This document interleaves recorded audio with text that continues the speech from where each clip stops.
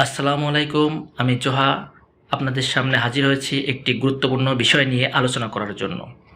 সেটি হলো ইমেলের পাসওয়ার্ড চেঞ্জ করা। আমরা প্রতিনিয়ত ইমেল অ্যাড্রেস ব্যবহার করি, কিন্তু কিছুদিন পর আমরা ইমেলের পাসওয়ার্ডটি ভুলে যাই। তো যারা এই ধরনের সমস্যায় পড়ে থাকেন তাদের জন্য আজকের এই ভিডিওটি প্রথম থেকে শেষ পর্যন্ত যারা মনোযোগ সহকারে দেখবেন তারা আশা করছি এই পুরাতন ভুলে যাওয়া পাসওয়ার্ডের ইমেল অ্যাড্রেসটি ব্যবহার করে আবার নতুন করে লগ ইন করতে পারবেন। এই চ্যানেলে যারা নতুন আছেন তারা অবশ্যই চ্যানেলটি সাবস্ক্রাইব করে বেল বাটনটি প্রেস করে রাখবেন, যাতে সবার আগে নতুন নতুন ভিডিওগুলো আপনারা পেয়ে যান। তো কথা না বাড়িয়ে চলুন শুরু করা যাক।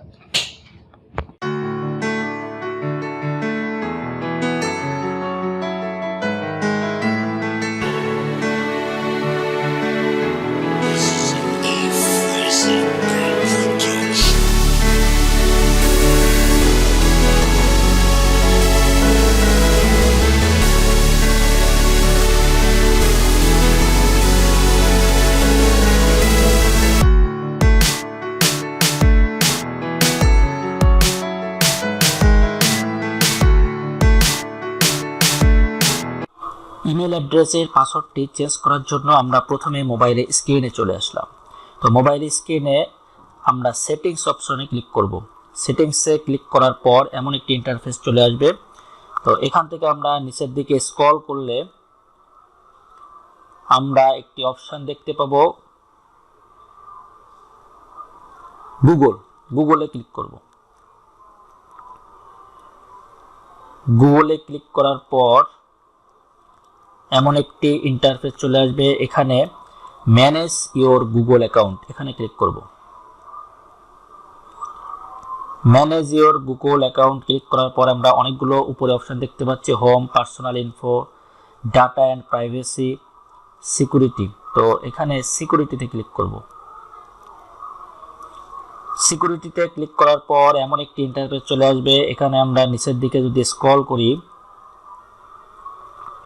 তাহলে আমরা অনেকগুলো অপশন দেখতে পাবো, কিন্তু আমাদের প্রয়োজন হচ্ছে আমরা ইমেলের পাসওয়ার্ড চেঞ্জ করব। তো এতগুলো অপশন না দিয়ে আমরা এখান থেকে শুধু পাসওয়ার্ড যে অপশনটি আছে এই পাসওয়ার্ড অপশনে ক্লিক করে দেব। পাসওয়ার্ড অপশনে ক্লিক করার পর এমন একটি পেজ শো করবে। এখানে এন্টার ইওর পাসওয়ার্ড, যেহেতু আমরা পাসওয়ার্ড জানি না, ফরগট পাসওয়ার্ড, এই ফরগট পাসওয়ার্ডে ক্লিক করব। ফরগট পাসওয়ার্ডে ক্লিক করার পর এই পেজটি চলে আসবে নিউ পাসওয়ার্ড। এখন আপনি যে পাসওয়ার্ডটি দিতে চান সেই পাসওয়ার্ডটি এখানে দিতে হবে। মনে রাখতে হবে অ্যাটলিস্ট 8 ক্যারেক্টার্স হতে হবে। তো এখানে আমরা নিউ পাসওয়ার্ডটি টাইপ করে দেব। নিউ পাসওয়ার্ডটি দেওয়ার পর যে পাসওয়ার্ডটি দিয়েছি একই পাসওয়ার্ড আমরা আবার কনফার্ম পাসওয়ার্ডে দিয়ে দেব।